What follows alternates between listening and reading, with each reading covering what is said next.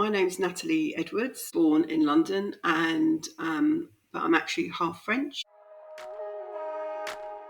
He said to me, I'm not being funny, you, a woman on your own, why do you want to buy a big half-built property? And I said, I want to create a place that artists can come and stay. And I'm a ceramic artist and I want a separate studio.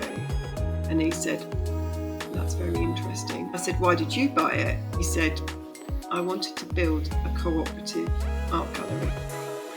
I was like, oh, so the same sort of thing. Very much feels like he started the work. He passed me the baton for me to carry on.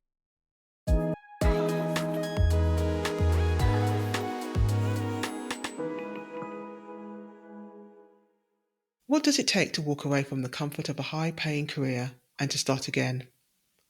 Nathalie Edwards, a ceramic artist, project manager, creative visionary, traded her corporate job in London for the quiet countryside of southwest rural France. She shares the raw truth of her transition from guilt and burnout in a male-dominated industry to the healing power of creativity and community.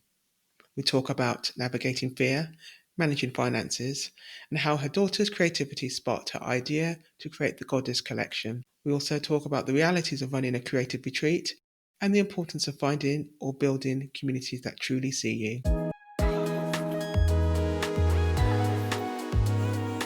Always been very creative, but it wasn't really valued in my home when I was growing up as a child. So I was sort of told to get on with finding a real job. I'm sure that's true of many creatives of my generation. I went to university as a mature student when the kids were young. So I had a 5, 7 and 9-year-old when I started my degree. I was just lucky that I could actually drop the kids at school and drive to uni and then pick them up after school. So, and I set up my own business as a project manager eventually, and I do a lot of on-site work. Did a lot of on-site work with high-end luxury residential and doing retail rollouts. So I was travelling around France doing a very uninspiring DIY shop rollouts. But what it did do is give me an opportunity to explore all the different regions of France. That was 2010. And all the while I was sussing out the regions and the landscapes and the towns. So I eventually live in France. Where will it be? Kind of part of that journey led me to a place called Millau, pronounced Miu, locally, where I completely fell in love with the landscape. Fast forward several years, I decided I wanted to carve out a more creative life for myself. Living in France, I was craving more space, connection with nature, and landscape, skyscapes, and seasons, really. I lived in a little Victorian terrace in North London. It's very different. So, yeah, I found the place in 2016. It took 2 years and lots of negotiating and a lot of problems with French banks because of Brexit. But finally moved over here in 2018. And that's where I am now. And I spend part of my time as an artist, ceramic artist, and writing and running the business of the Mill France as a creative retreat centre for other artists to come and join me in my space. Yeah. When you hear the following: bold voices, messy journeys, zero apologies, what part of your story do you think immediately springs to mind? Bold journeys, definitely. It was a massive challenge moving over here. And it got so complicated and protracted. At one point, I thought, "Is this the universe trying to tell me, don't do it, don't do it? Am I completely bonkers?" And so, a very good friend of mine said, it was quite profound, actually, for me. She said, "The problem is, the female lineage for centuries behind you has followed a certain path in one direction, married, kids, dependent on a husband or spouse. and you're the person in the female lineage that has decided to change the direction and do what she really wants to do. And she said it's like steering an oil tanker. All the lineage DNA behind you and before you is like quite resistant to this change to get you in a different direction. And she said, and that's why it feels so challenging. And that really resonated with me. So I kept going. Yeah, messy journeys. I think I think I would be described previously as a people pleaser mentality. And because of my background, I was always very worried about upsetting the status quo and not causing any problems and keeping myself a bit small and making sure everyone was happy and putting myself to the bottom of the list. The no apologies bit is the bit that I've struggled with. Sometimes there's even a bit of guilt for making such a drastic change. My children are all grown ups, and the youngest was 20 when I moved over here. They'd all gone off and gone travelling and were living their own lives. My middle one was just finishing an apprenticeship, so he was still living at home. When I sort of tabled the idea, this is what I think I want to do, but I framed it in a way that I just said, I don't have to do this now. I can, if you guys aren't ready for me to do it, I can do it in a few years' time. Another property will come up. It's not a big deal. And to their credit, they were all super supportive and were really wanting me to do it. I think they're all fine with it, and they love coming here, and they really are super supportive. But I think there was a bit of guilt around that, really, and I could have had kind of a much easier life. There would have been more disposable income than there has been in the last few years. Yeah. But I don't regret it in any way. Yeah, I can see your point because as creatives, you've got this you push and pull situation where you've got to support your family, and at the same time, you've got to feed them, look after them. But I think it sounds like there's something inside you that was calling to you because, as you said, you're a project manager. That environment gives me the impression that it wasn't really. It's very male dominated. What would you say your experience working as a project manager? Yeah, it's very in the masculine. So yes, I was on site on building sites quite a lot of the time, usually surrounded by guys, and most of the time I felt like I was trying to be a school dinner lady and getting everyone to play nicely. So that's the baseline assessment. There was an element of creativity in it as you're transforming something into something else, but it was under huge timeline pressures, obviously. Especially in the retail sector, you had 28 days to change it around. And it didn't matter if the unit next door had flooded into your unit or what, it had to be open. So the projects were very intense and you were on call 24/7. And it was very kind of, the project led. And then you sort of have to lie down in the dark room for a while and recover for a bit of time before you hit the next one. And I did love the adrenaline and the sort of the project and having a completion is like, wow, we've transformed from this to this. I loved that element of things, but it wasn't my own personal creativity that was coming out in these things. And so I started doing evening classes in pottery just to reconnect with my own creativity. Massively fell in love with pottery and then started trying to shape my work week around having a Wednesday evening off and a Friday morning that I could do these different things. Yeah, so that's kind of the creativity that just kept coming. I guess it'd been suppressed for years and years.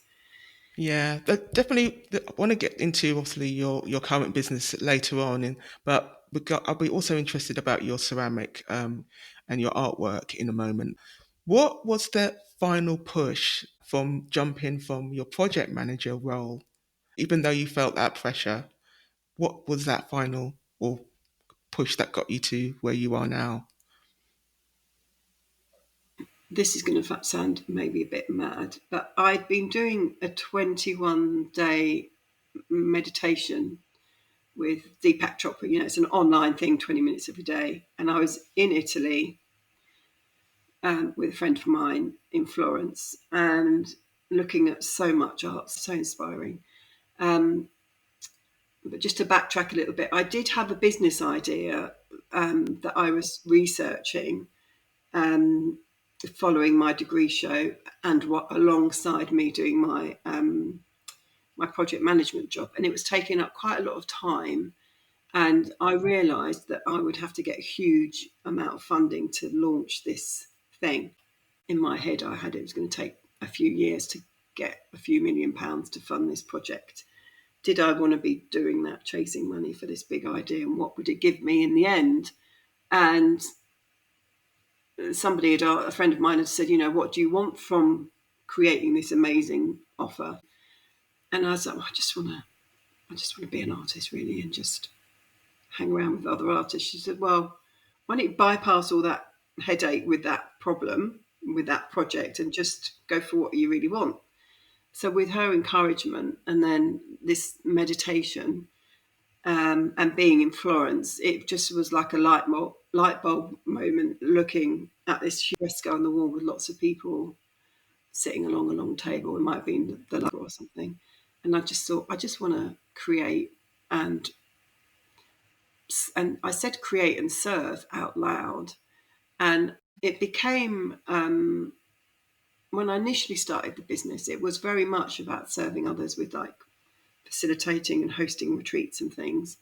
There's an element of that. But what I realized I was doing was I was 100% serving others and not serving myself. The artwork got less and less and less as I was running the business more and more and sort of making sure I was having a really fab time. So, as is often the case when you start a business, you start morphing it slightly and changing the direction, working towards changing the setup slightly so that it serves me more as an artist, as alongside other people.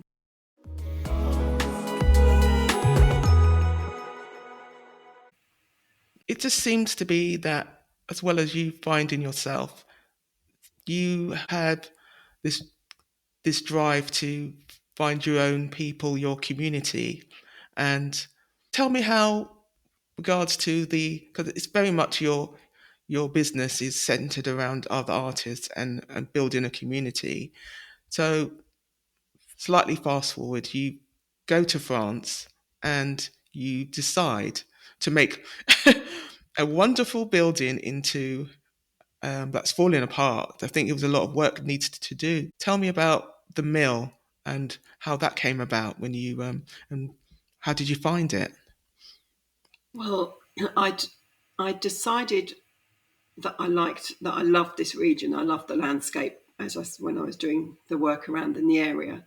And in the summer of 2016, I came specifically back to the region, having up some bookings with an estate agent to go and view some properties. It was my daughter's 18th birthday, so we'd done a little bit of a road trip and we came here and we stayed in a nice little chateau hotel just up the road, very close to that place that I worked in some years earlier. I'd actually video standing outside the front of this DIY shop and of the landscape. It's just by the Norman Foster's Mill Out Bridge. And I sent it to a friend and said, I think I've decided where I want to live at some point in the future. And at that point, I had no idea what that would look like. So my daughter and I were in this lovely little hotel up the road. We had 5 or 6 properties to go and visit, all around the same price point. And in my head, fallen in love with one of these properties up on this big farm, up on the Larzac Plateau. And so in my head, I had that was the right place. And obviously, as a project manager, I had a requirements list of every build, of what I wanted. And it was very specific. We arrived at this hotel. It was a really hot day. We dumped our bags off, jumped into this little pool, and we could see the Millau Bridge. And my phone pinged, and it was this new property alert.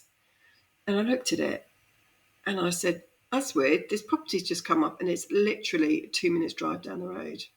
And I thought, it's a bit industrial. It's a mill, be by a river. There'll be mosquitoes. It'll be in a flood zone, project manager. red flags, red flags, red flags. But I called the owner, spoke to him, and he then proceeded to tell me all the things that were wrong with the property. But said, if you want to come and look at it in the morning, I'll come and pick you up. Because it was around the same price point, I said to my daughter, well, let's just go and have a look. It'd be a good benchmark with the other properties. So he picked us up and parked at the end of the land, and we walked between the river and the canal. So we saw the end of the building first. My daughter was walking in front of me. She turned around and she just went, oh my God. And I felt exactly the same. And I had this sensation that the building was like, I've been waiting for you. That sounds a bit mad, but it really was. It ticked all the boxes: access to we're by a river, a separate ceramic studio space, a space that could be a ceramic studio, had that. Some land, it had that. Rooms and internal space that could be changed into bedrooms and bathrooms, it had that. Structurally sound, an event space stroke exhibition space, it had that. It has been flooded 3 times in the last 100 years. I'm prepared to take that risk. There are no mosquitoes because the bats have their room on the top floor and eat all the mosquitoes. It's a building that's been here solid for 300 years. So it's not like having a little prefab, on the side of the River Thames near Marlow that's just going to get washed away and be unusable after it gets wet. It's used to being flooded. So, and it had been a functioning flour mill until the year 2000, quite recently. Really. It'd been in the same family for all that time. And I met Jean-Robert Fabre, the last person that owned the mill. And he basically locked the door one day, said, I'm done, don't want to do this anymore. Paid everyone their severance money and carried on living in his house up the road because it was a functioning flour mill. There was no habitable space in it, just full of machinery and flour. So when he left the building, you can see this wall behind me. There's another part of the building that wasn't there. This was all filled with machines. This space here, we're on the first floor. And so it was empty for 5 years. So that takes you to 2005, 2006. Then a guy called Serge, he bought the place and I bought it from him. In his time here, he put on two big roofs on 2 different parts of the building, took out all the big, really ugly machinery, built a little kitchen, a bedroom, a loo, and a sewing department on the top floor. And the rest of it was just big empty spaces, no electrics, no heating, no wiring. So from my perspective as a project manager, he'd started the work, he'd done the expensive hard things, the roofs, taking out all the machinery and all the flour. And he said to me, that Serge, the owner, he said, I'm not being funny, but you, a woman on your own, why do you want to buy a big half-built property like this? And I said, I want to create a place that artists can come and stay. And I'm a ceramic artist and I want a separate studio. And he said, that's very interesting. And I said, why did you buy it? And he said, I wanted to build a cooperative art gallery. I was like, oh, so the same sort of thing. And he Stars said, aligned. yeah, very aligned. And I think it's 1,000 square meters of building. I don't know what that is in feet, but a lot. And I think he just got worn out with what he was doing. And he actually was quite an introvert, very creative himself, but he said, oh, I'm not really good at talking to people. And so that side of the business where you need to be able to communicate with people to make things happen, he didn't really have that side of things. He was happy renovating the building and tinkering with his bikes and artwork and stuff. So it very much feels like he started the work. He passed me the baton for me to carry on. And he comes back quite frequently and has a look. I show him around and show him all the things I've done. And he said the last time I saw him, he said, "I knew you were the right person to take it on, because you're using your creativity and you're not just ripping the heart out of it and putting 10, replica units within the property." That's wonderful, because anyone can just refurb a place, but I think, as you were saying, that it just feels like you're continuing that story and putting the soul back into the property, or Yeah. continuing to do that. And so you have your project manager hat on while you're doing this work, and of course, it sounds like it needed some work doing because it's an older building. So while all of this is going on, where in your journey did you decide, okay, now I'm going to make this business happen? When did you start thinking of getting the artists into the building, and how did that come about, and how was it for you now? Well, what happened is I spent the first year renovating the property. We used a local plumber and a local electrician. I knew what I wanted all the spaces to be, more or less straight away, and that hasn't really deviated very much. That visioning how I wanted things wasn't the difficult bit. The funding of, and then we had friends, and I had I don't know if you've heard of Workaway. Somebody mentioned it to me after I'd been here for a few months, and I was like, would people really want to come and help me with this project? And she's like, absolutely. And actually, this place has been built with the love of many volunteers who have come. But I'd said to myself right at the very beginning of the project that I'm not just going to work at it like a project that has a timeline. I really wanted to enjoy the experience and connect with the local community along the way as much as I possibly could. So that basically meant most weekends there was some festival going on, and I would go with the workaways, and we'd have a lovely time. And whenever I was invited to anything, I would go.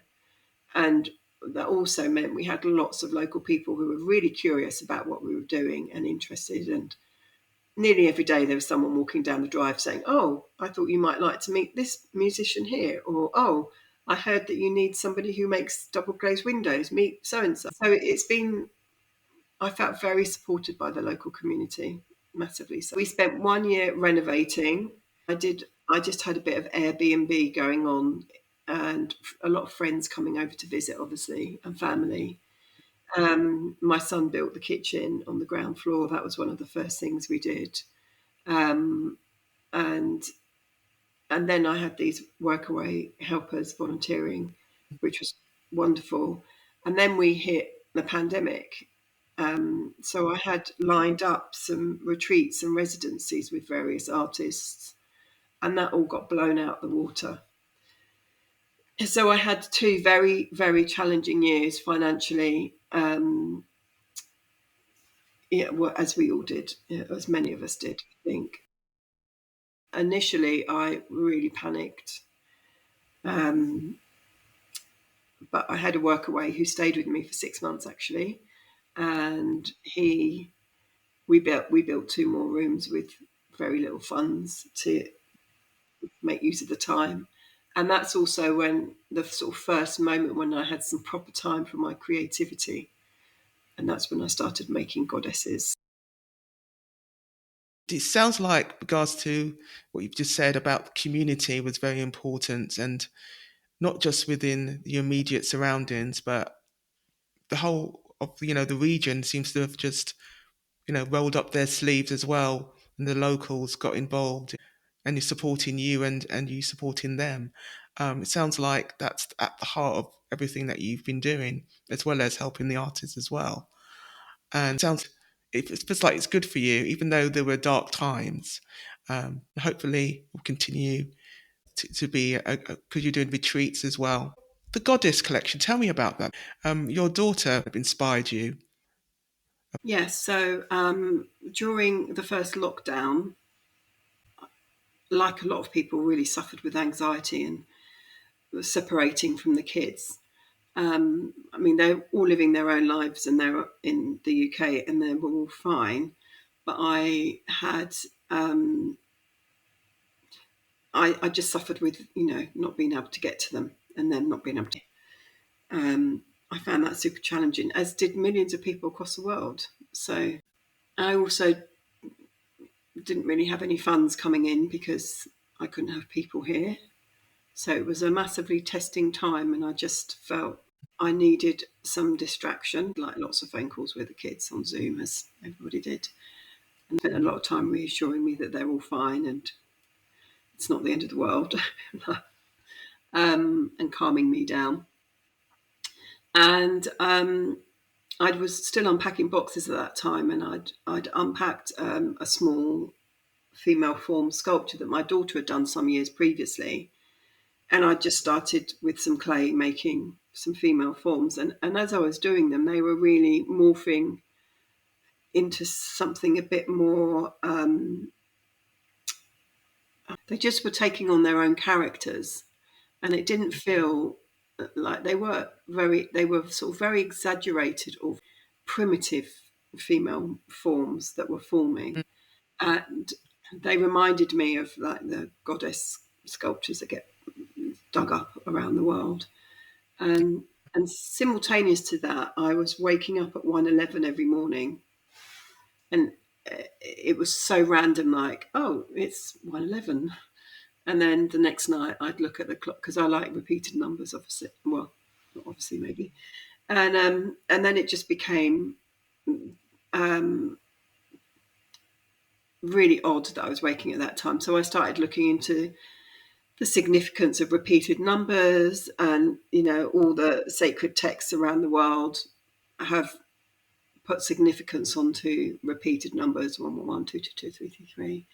And the first series of goddesses, I decided to make 111, and I made them out of 1.1 kilos of clay. That's how they start, and they're all formed by hand, so some of that gets taken away. And they were to be sold individually, and they were clear glazed stoneware. And as I was making them, they were sort of forming a bigger group on the table, as it were. And eventually, I put them out on a big long table in the exhibition space, the flower store, and laid them out in rows of 5 with one at the front. And they were so powerful. And it literally was a solo exhibition, as I was the only one that could come and see it because it was locked down. And I sort of, as I was making them, I came to the idea of making 111 representing the 4 elements, so earth, air, fire, and water. And so eventually there will be 444 in the collection, display together, a bit like the terracotta army, smaller in size, in scale, like a female tribe. I'm about halfway through. I've set myself the goal of completing the whole series by the end of this year for display. Hoping to achieve that, but we'll see. Sounds amazing. It sounds like you're obviously evolving and you've gone through these big life changes, and it just seems that you are settling into your environment, and you seem to be picking up something that you're listening, because some people just go through life and ignore the signals and the signs, but you seem to be like embracing it and using that as part of your creativity.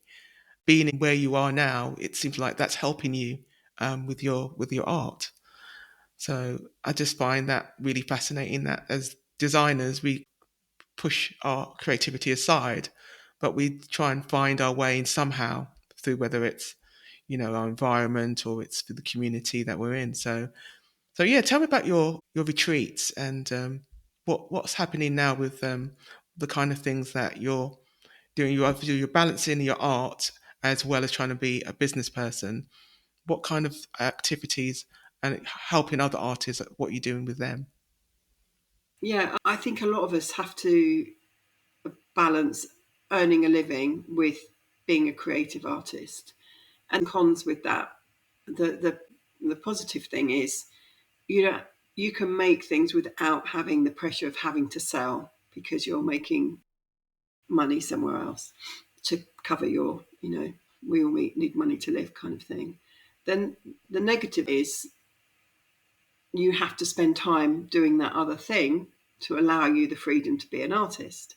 And it's that balance. And I haven't quite got it in alignment yet perfectly, but I think that's okay. I think I've spent time, beating myself up with, oh, I should have those things finished by now. And why haven't I progressed so much? And I'm still not spending enough time because I'm writing a book as well. So I'm trying to write a book as well. I'm about 60,000 words into that.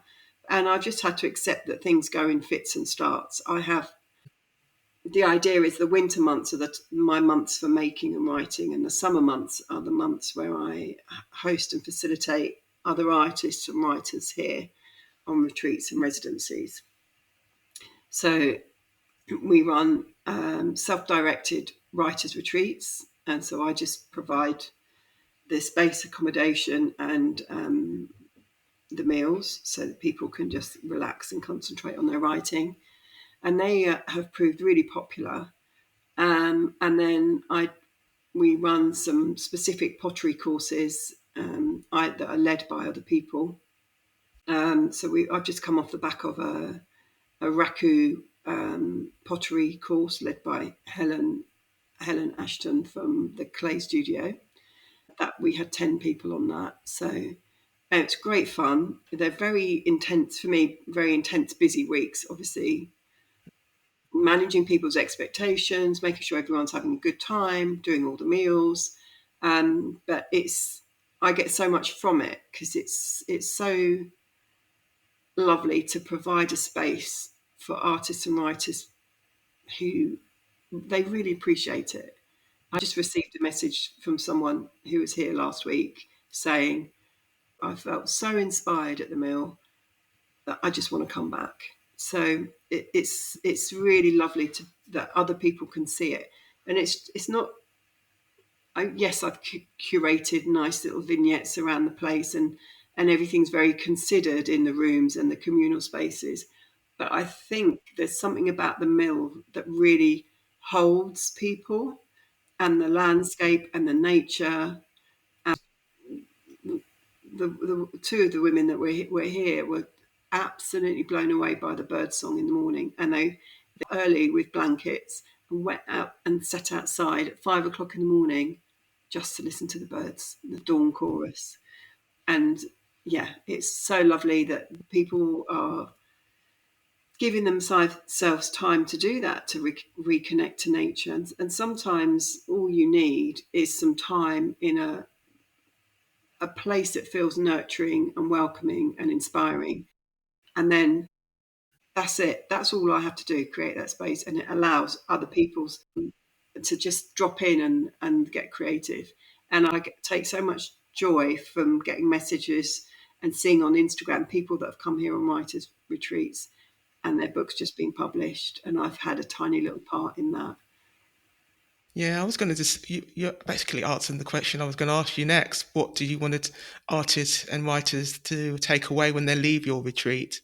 It sounds like it's a very peaceful space for them to be themselves. Yeah, and it's interesting. So the other model that we're moving towards is creative residencies and artists and writers rooms, where I do less of the catering. It's done more as a community, as a group. We've done that a few times, and it's worked really well. And that is the model that sort of serves me as an artist more, because that I get to hang out and work alongside other artists, and I'm not having to be the head, maternal figure that's making sure everyone's got dinner. And I've had to adjust to learning, to leaning into people. People can fend for themselves very happily, and artists are, we're quite good at just like, we get so into the work, and then it's like, oh, I'm hungry. Oh, that's because it's 11 o'clock at night and I haven't eaten anything yet, and going and making a sandwich. I don't have to do that. It's lunchtime, it's breakfast time, it's dinner time for everyone. So that sort of supports me as an artist more, alongside doing the retreats and the self-directed writers retreats and the pottery retreats. So at the moment we've got a mix of that, and I'm trialing the writers and artists rooms, which is longer stays for cheaper, to make it as accessible for people as possible. At the same time, I still need to meet my sort of financial outgoings. So it's all, I think, as a new business, you do kind of adjust and weave and change and adapt the basic model. But the problem with that in modern society is you have to change all your media and you have to update the website. There's ups and downs as a business owner, but it sounds like you found your rhythm, and I think you've come a long way from being a project manager, moving country, renovation. I think you broke your leg or something last year. Oh On yeah, top of everything, that was that was a massive challenge. I broke my ankle the day yeah, before. I had 5 artists that was coming it. from the Yeah, States, and yeah, I still had a lot to do. I didn't think I had a lot to do, like finishing up. I really didn't think I had a lot to do until you have to ask someone else to do it for you. And then they go, it was my two friends that live here, and they were fantastic. Lots of people were fantastic. But I was like, yeah, I still need to get the car cleaned before I pick everyone up. And then the food shopping and then the food prep. So yeah, everyone really rallied around. And I think it was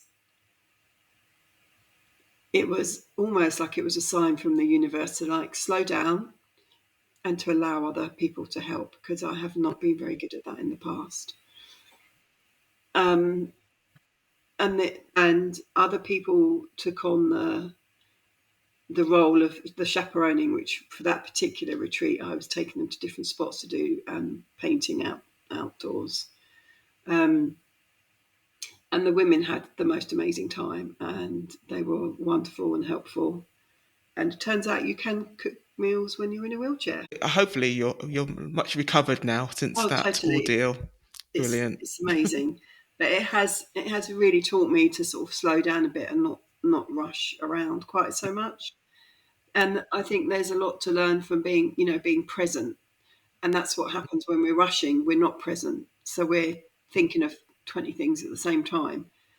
I mean, we're in those situations quite often, but it can't be avoided. So I spend quite a lot of time doing things like mundane tasks, as we all do, but it's accepting the mundane as like it's another form of meditation. It's another way of, my mind goes off into other places when I'm making up the beds, doing a bit of ironing or sweeping a floor. That's It's when most people are creative, when they're having a shower, and the best ideas exactly, come from mundane. Mm. exactly. And to be so close to nature and to be able to sit outside and look at stars and go for a walk along the river or up into the hills just from the doorstep it's I feel very blessed, very much gratitude. Yeah. Yeah, I've seen the pictures of the mill. It looks spectacular and beautiful. You probably would say this is one of the best decisions you've ever made, and that sounds wonderful. Yeah, and it's really nice to see, you know, other people using the ceramic studio or other people sitting in the library reading books, and it gives me a sense of satisfaction. And I've created a place where other people can come and dip in and out of that. Um, it's not all been easy. There's been like a lot of challenges, and it's mostly financial. That is the boring bit. But I really believe that that's becoming easier and easier. And if I take out 1 year of renovation, 2 years of pandemic, we're only in the fourth year of business, really, as a functioning business. So if I look at it from that perspective, I think, well, actually, we're really doing well. We always say we to make us seem more important or bigger. I don't know what that's about, but I'm doing a collaboration with Rude Studio.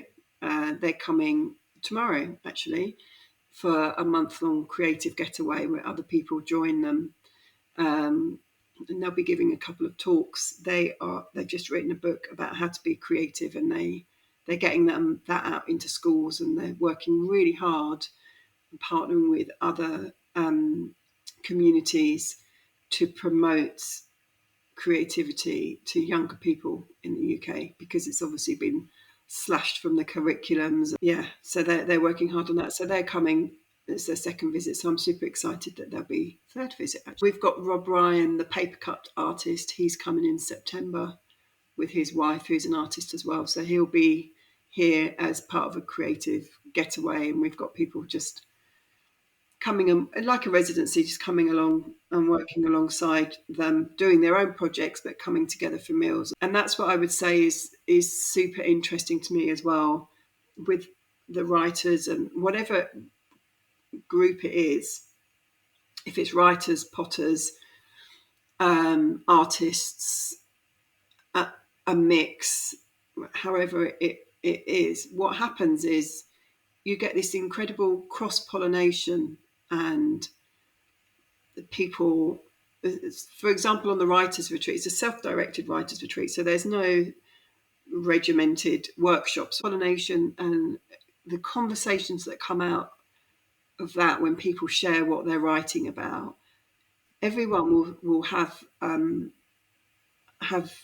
the opportunity to say, oh, have you read, oh, if you're writing about that, have you read that book, because that would really, you'd find that super interesting. Or have you seen that film, because that character there really resonates with the character you're writing about there.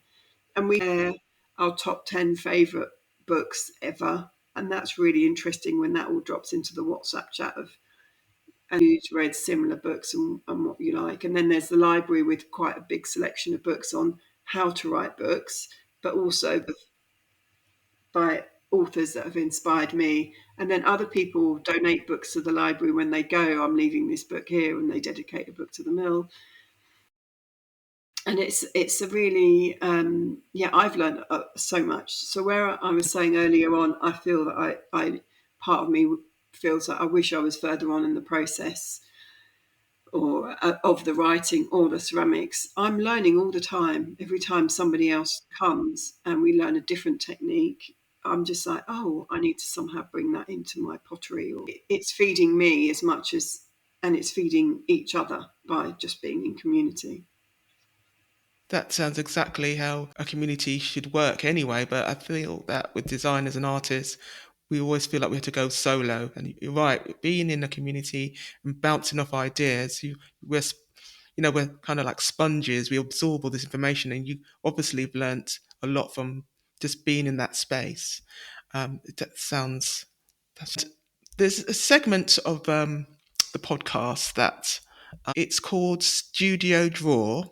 It's basically a play on words, like that messy drawer that in your studio that you don't want anyone to know about, that behind the scenes. That basically I want to find out as a designer or artist what we do and what we're like behind all the beautiful finished work. What's the most ridiculous thing in your studio or workspace right now, and why is it there? A brass trumpet that was made into a lampshade that I found in a skip,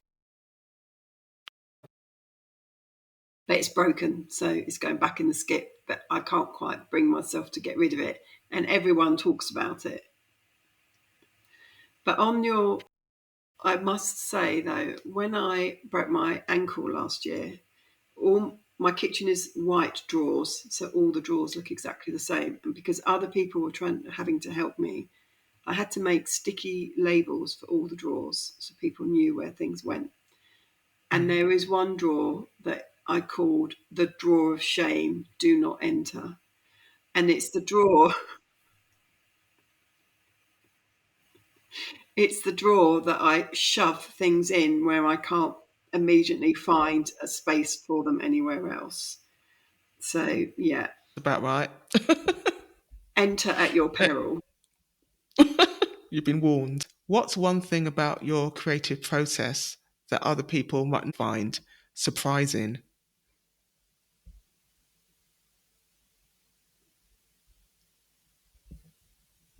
I think a lot of the written work that I do feels like it's not written by me. It feels like it's written through me. What's a creative disaster you still laugh or maybe cry about? And what happened in the end? Mm.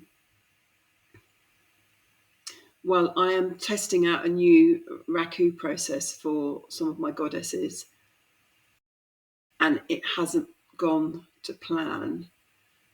But I have since learnt from somebody else a way to fix it, so it's no longer a disaster. It's fixable. But that's come from community and talking to someone else and them saying, "Oh, all you have to do is X, Y, and Z, and then that's sorted." And I'm like, "Yes," just as well because I have 111 of them to make.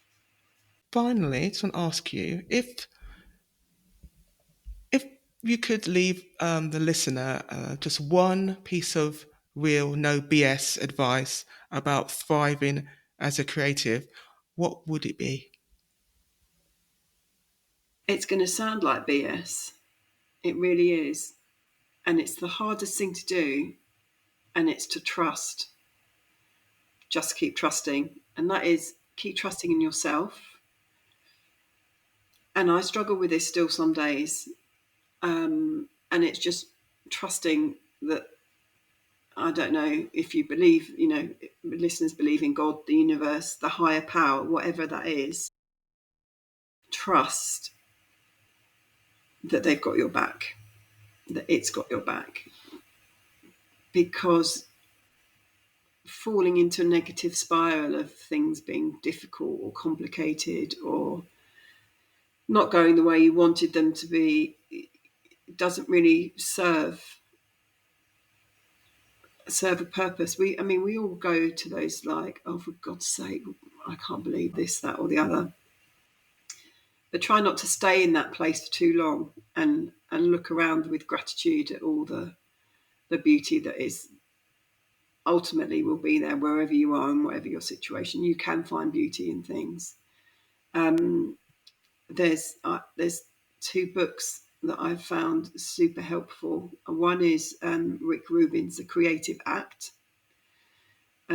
which is a really good reminder. It's very bite-sized and you can dip in and out of it. And the copy here has got very well worn because everyone's read it. And Big Magic by Elizabeth Gilbert is really helpful. And I think if you have some sort of daily practice where you give yourself a moment either for journaling or meditation or just a moment of stillness and silence where you can just sit, really appreciate your cup of tea or your cup of coffee and the way the light is falling and hitting a wall, or if you can be out in nature, be in nature. I think it can really shift your mindset into a more positive place where it's easier to operate from. Excellent. Nathalie, thank you very, very much My for pleasure. um, for talking to me. If there's anyone who wants to reach out and communicate with you and support you in your business, how would they do that? What are your social handles? It's themillfrance.com, and on Instagram it's themillfrance as well. So yeah, drop us a line.